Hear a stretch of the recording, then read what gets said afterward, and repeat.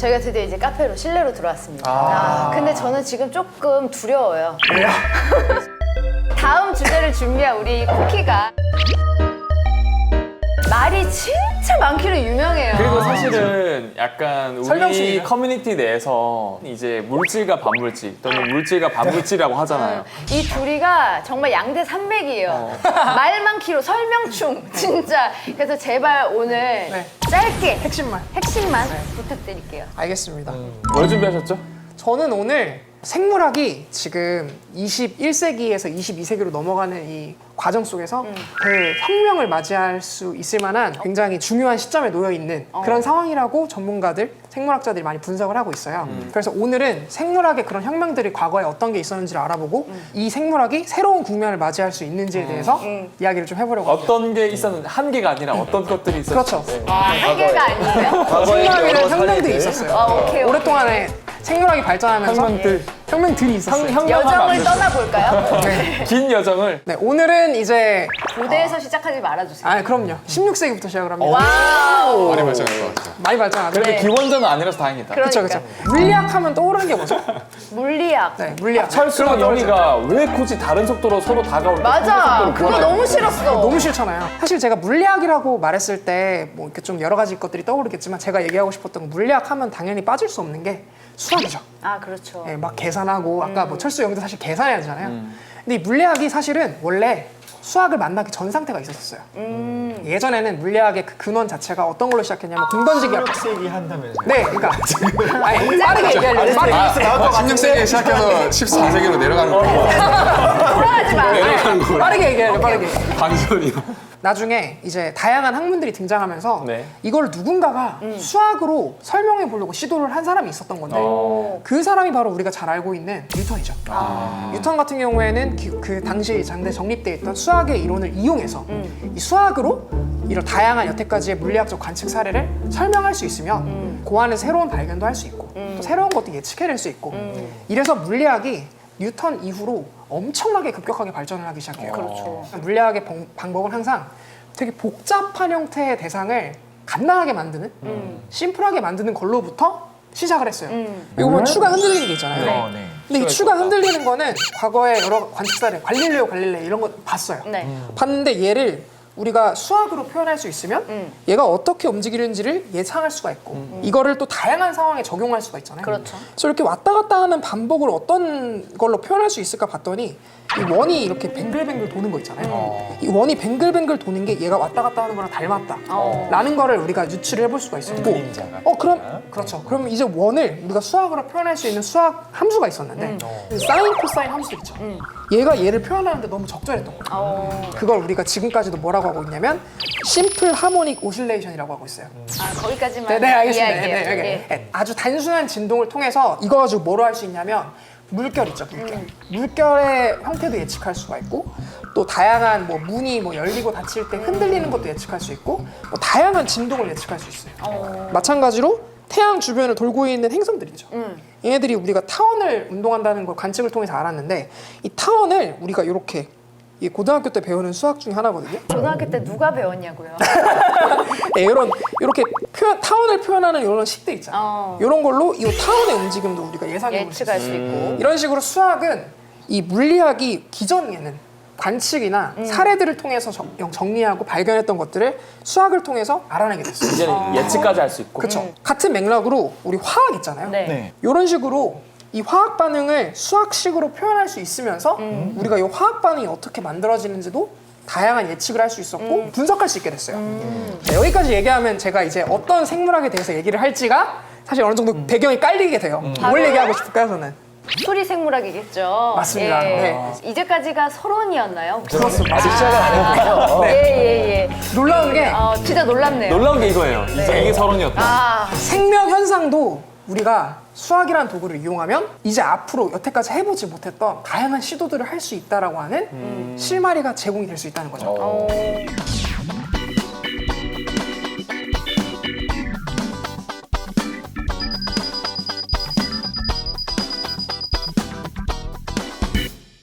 기존까지는 생물학 논문들이 없음이라는 말을 논문에 실리면 안 된다는 얘기를 제가 과학 커뮤니케이터한테 들은 적이 있거든요. 왜냐면 논문이라고 확실하지 하더라고요. 않은 거니까 이러이러할 것이다라는 뜻이니까. 그런데 수리생물학이라는 장르 하나는 이 없음이 드디어 들어가기 시작한대요.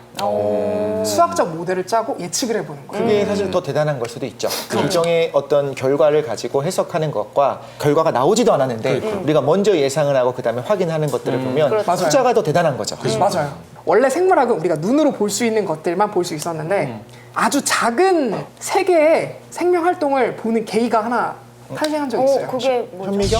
현미경? 맞아요. 현미경. 거. 현미경의 발견. 안톤 판 레이우헤녹의 현미경의 발견 이후에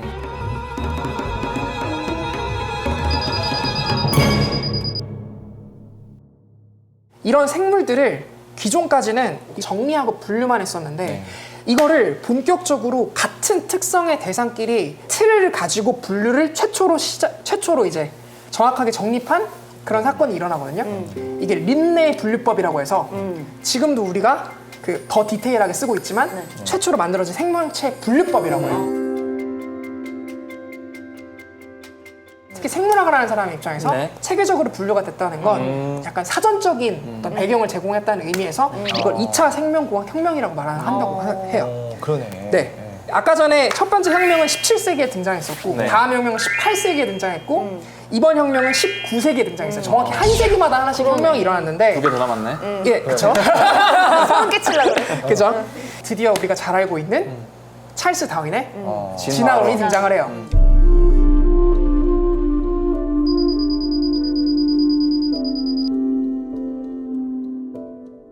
네 번째 혁명은 이제 그러면 그 다윈이 얘기한 유전학 있잖아요. 네. 유전자라고 하는 거, 형질을 바꾸는 존재. 우리의 어떤 뭐 다양한 피부색이나 아니면 뭐 다양한 뭐 머리색이나 뭐 이런 모습들을 바꾸는 관장하는 그 존재는 과연 무엇일까에 대한 의문은 풀리지 않았는데 이것을 멘델이 풀어주죠. 완두콩으로. 그래서 이 멘델이 정리한 유전학의 정립이 네 번째 혁명이에요. 네 번째로 역시나 왔어요. 20세기에 거의 왔다. 일어났나요? 역시 19세기에 일어났습니다. 네. 아유. 아직 19세기예요. 그래서 이 약간 이거네. 기대 4인 줄 알았는데 3-1로 갔어. 그러니까.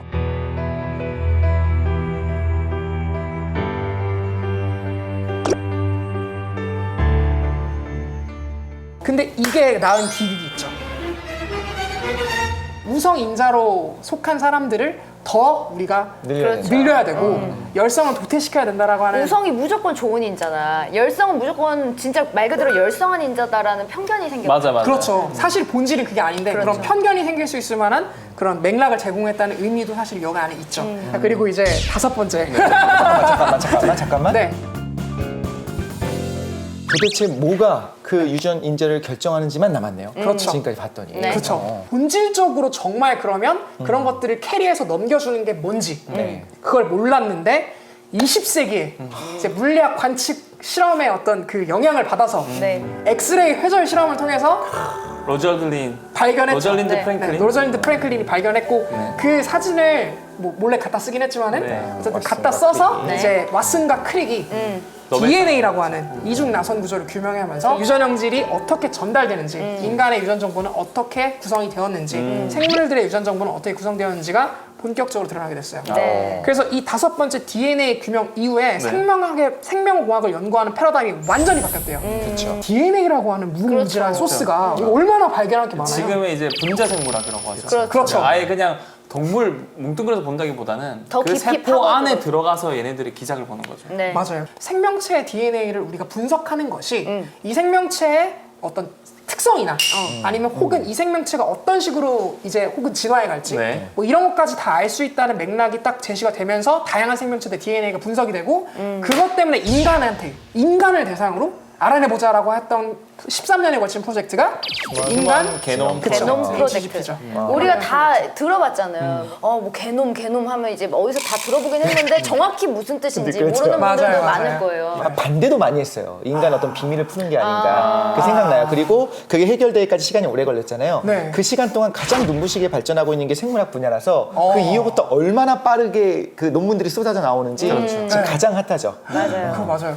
이 다섯 가지 혁명들에 대해서 얘기를 했는데 지금부터 이제 얘기할 잠깐만요. 여섯 번째 혁명. 이제 시작인가요? 근데 이 얘기가 제발. 이게 금방 끝나요. 지금까지 이 다양한 혁명을 거치면서 여전히 극복하지 못한 숙제는 뭐냐면 혁명과학은 아직까지는 기존에 있던 데이터를 누적하는 그런 형태의 연구만 진행이 되어 왔었어요. 그렇죠. 지금까지 계속 그래 왔었어요. 네. 그런데 이 6번째 혁명을 어떤 혁명이라고 얘기하냐면 수학의 혁명이 반드시 올 것이다라고 얘기를 해요. 그래서 생물 안에 수학의 혁명이. 맞아요. 그래서 이게 어떤 의미인지를 좀 말씀을 드리려고 제가 이런 자료들을 가지고 왔습니다. 오, 좋다. 네, 여기 보면 수학에서 많이 보고 있는 피보나치. 네. 피보나치 수열. 맞아요. 이 사람은 당시에 생물학이 했던 방식으로 연구를 하지 않았어요. 그게 뭘까요? 이 사람은 어순을 했어요, 지금. 이 수학적 모델을 통해서 피보나치는 어떤 개체가 번식을 해나갈 때 그 개체가 어떤 식으로 번식할지를 수학적 모델링을 통해서 예측한 최초의 인물로서 그럼 피보나치는 수리생물학의 시초네요? 그러네. 그래요, 맞아요. 수리생물학 시초를 여기는 사람이에요. 8세기에. 맞아요. 가정을 했어요. 어떤 가정을 했냐면 토끼가 죽지 않고 먹이를 먹지 않고 그냥 단순히 이런 형태로 번식행위를 한다면 이런 수열의 형태를 나타낼 것이다라고 예측을 했는데 자, 또 재밌는 게 뭐가 있냐면 수학하면 우리가 컴퓨터를 빼먹을 수가 없죠. 네. 앨런 자, 튜링. 앨런 튜링이 컴퓨터 공학자로 굉장히 유명했던 천재라고 알고 있잖아요. 네. 근데 그 앨런 튜링이 취미 생활로 뭐를 했냐면 요 물고기들 있죠. 네네. 요 물고기들의 선인장, 요 다양한 무늬들이 보이잖아요. 네네네. 요 패턴을 나타내는 생물들에 나타나는 몸 이제 겉외피에 나타나는 패턴을 분석한 건가요? 근데 되게 비슷하잖아요. 네. 요게 근데 그린 게 아니라요.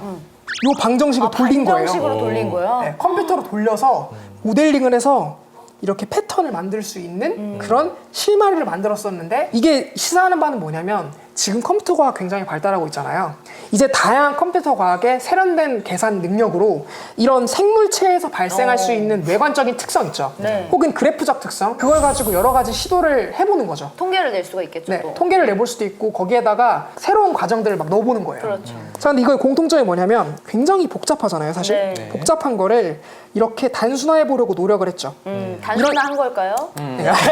단순하지 않은데. 물론 그렇지만 분자 생물학이 예전에 발전하기 시작했을 때 처음 생각했던 건 요거였어요. 아니 그럼 이제부터 분자 구조를 우리가 조립을 해낼 수 있다. 우리가 이런 모양의 분자를 만들고 싶으면 이 염기 서열을 알아내갖고 적절한 힘, 반데르발스 힘을 잘 계산해갖고 그 서열들을 합성하면 되는 게 아니냐. 근데 그 당시 컴퓨터 기술로는 그게 불가능했잖아요. 맞아요. 근데 이제 수학이 들어가기 시작하고 컴퓨팅 파워가 세졌으니까 네. 그걸 사용하면 우리가 정말 원하는 모습 그대로의 분자 기계를 만드는 것도 가능한 세상이 금방 올 거다. 맞아요. 그렇죠. 네. 그것도 사실 합성 생물학이라는 기술에서 많이 디벨롭핑하고 있는 과정인데 네.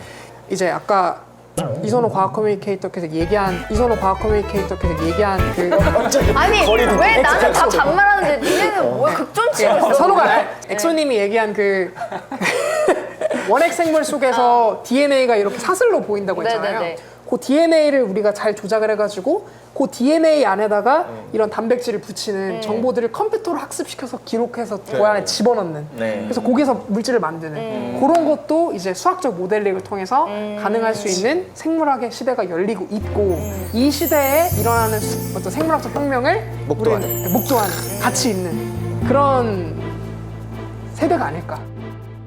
이 이언 스튜어트도 이제 이런 얘기를 했어요. 제가 이 얘기를 마지막으로 프레젠테이션을 마무리하려고 해요. 네. 자, 생물학에서 수학의 역할은 매우 중요해지고 있다. 22세기가 되기 전 수학은 생물학을 알아볼 수 없을 정도로 변화시킬 것이다. 19세기와 20세기 수학과 물리학이 그랬듯이. 네, 감사합니다.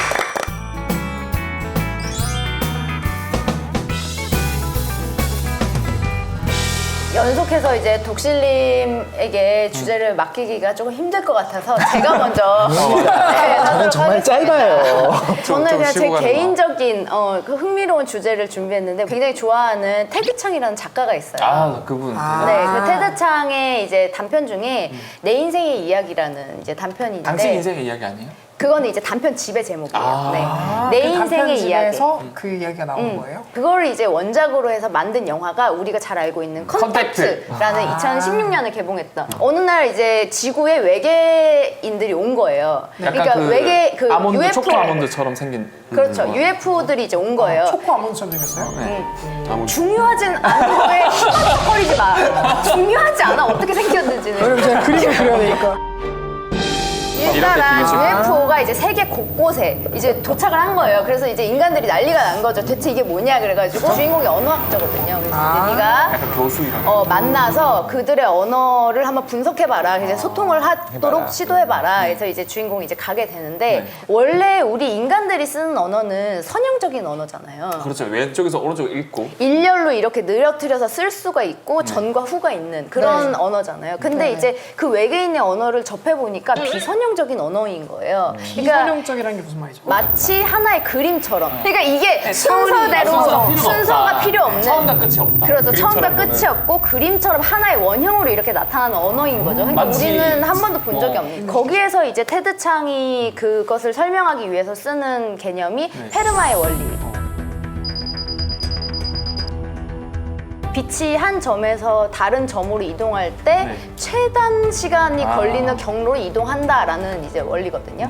공기 중에서 빛의 속도라는 게 있지만 물 속에서는 빛의 속도가 느려지잖아요. 그렇기 때문에 얘는 물 속에서 이동하는 거리를 최단으로 잡기 위해서 이렇게 꺾인 거죠. 그쵸. 근데 그거는 우리 인간의 관점에서 봤을 때는 인과관계로 보일 수 있지만 사실 본질로서 봤을 때는 얘는 이 빛이 그냥 의인화를 만약에 할 수 있다면 빛이 내가 최단 경로로 가야지 하고 슝 하고 갔다라고 볼 수도 있는 거예요. 사실은 우리가 이걸 시간순으로 생각하지 않는다면 어쩌면 미래를 볼 수도 있지 않을까라는 테드 창의 아이디어에서 시작된 게 이 컨택트라는 영화예요. 이게 그 영화의 내용이고. 그렇군요. 그러면 우리가 쓰는 언어가 우리의 사고방식에 영향을 주는 것 뿐만이 아니라 우리의 사고방식도 제한할 수 있겠구나. 이쪽에 관련해서 가장 이제 유명한 이론이 사피아 워프의 가설인데 이제 이 워프라는 언어학자가 이제 주장을 한 게 인간의 언어가 사고를 규정한다라는 이제 언어 결정론을 주장을 했거든요. 근데 이제 중국어 같은 경우는 샹, 씨아라고 해서 윗상자 아래. 그래서 위아래로 생각을 하거든요. 그래서 그것에 대해서 실험을 해보면 우리는 시간을 수평적으로 인지하고 중국인들은 수직적으로 인지한다는 결과가 나와요. 우와. 거기서부터 이제 차이가 있는 거죠. 신기하다. 그리고 이제 공간에 대한 인지도 굉장히 다르게 나타난다는 것도 실험이 있었는데 그건 뭐냐면 우리나라 말에는 넣다라는 말도 있지만 끼워 넣다라는 말도 있잖아요. 근데 이제 영어에는 그게 없단 말이죠. 그냥 put in. 의 개념이죠. 보통. 그래서 이제 아기들을 대상으로 실험을 한 거예요. 그렇게 해봤더니 우리나라 아기들은 그냥 넣는 거랑 책 사이에 뭐 이렇게 끼워 넣는 것에 반응을 해. 다르게 반응을 해. 근데 미국 아기들은 전혀 반응하지 이것도 못하는 거야. 푸딘이고 저건 푸딘 이렇게 하면 돼요? 그렇지. 루즈 인이랑 타이트 인을 구분하지 않는 거예요. 걔는. 그 비슷한 되게 실험도 많이 해요. 예를 들어서 우리는 이제 무지개를 볼 때 7개의 색깔이라고 인지를 하지만 원래 이제, 오방색이라고 했죠? 네. 5개. 다른 나라는 이제 뭐 3가지 색깔로만 인지하는 나라도 있어요. 그 국어 시간 때 배운 것 같아. 아예 2가지 색깔밖에 안 보인다고 하는 그 종족도 있고. 맞아요, 무지개 맞아요. 색이? 문제 그 나라의 그 색깔을 표현하는 그 언어가 사람은 없으면 그 색깔을 인지하지 색깔이 못하는 구분이 안 돼. 근데 이제 그것을 구분하는 단어와 그런 이제 형용사들이 생기면서 이제 그것에 대해서 우리가 인지를 하기 시작한 거죠. 그 언어로 인해서. 그리고 요 그림이 있어요. 요 그림 되게 유명해서 아실 텐데 중간에 있는 이 물체를 A라고 할게요. 네.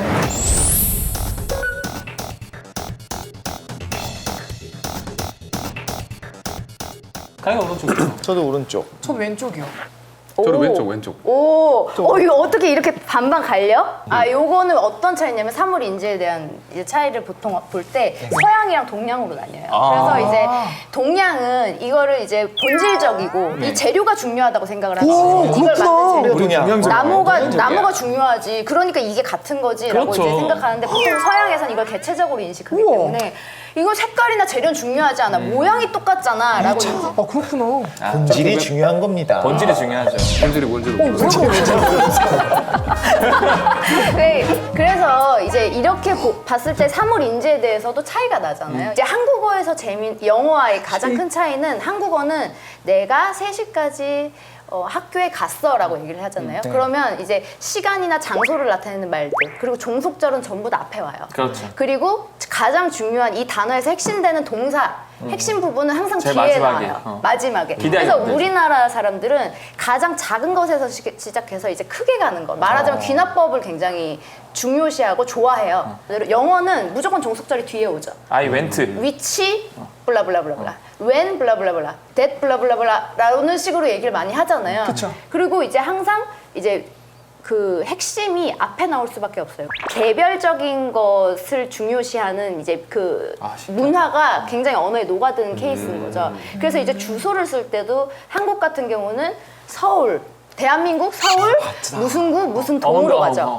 큰 것에서 작은 것으로 가요. 맞아요. 그게 우리의 어떤 굉장히 집합적이고 사회적인 우리나라 문화를 보여주는 거고, 미국은 반대로 거꾸로 가더라. 내가 작은 살고 거, 있는 데부터 시작해서. 개인에서 시작해서 미국은- 맨 마지막에 USA. 미국은 날짜도 거꾸로 가잖아요. 그렇죠. 그치, 날짜도 그렇고. 그런 것도 보면은 굉장히 이제 서양은 개인주의, 자아지향적이라는 거고, 이제 한국은 그 사회지향적이고 본질을 굉장히 중요시하고, 네. 이렇게 뭐 보편적인 그런 개념을 굉장히 중시한다라는 걸 알 수 있고, 이런 여러 가지 좀 차이를 네. 느낄 수가 있거든요. 언어에 따라서. 예전부터 그 고대 그리스 문화가 그렇게 발달을 한 것에 대해서 굉장히 흥미를 많이 갖고 있었어요. 유럽의 모든 문화 예술은 다 그 고대 그리스에서 온 거잖아요.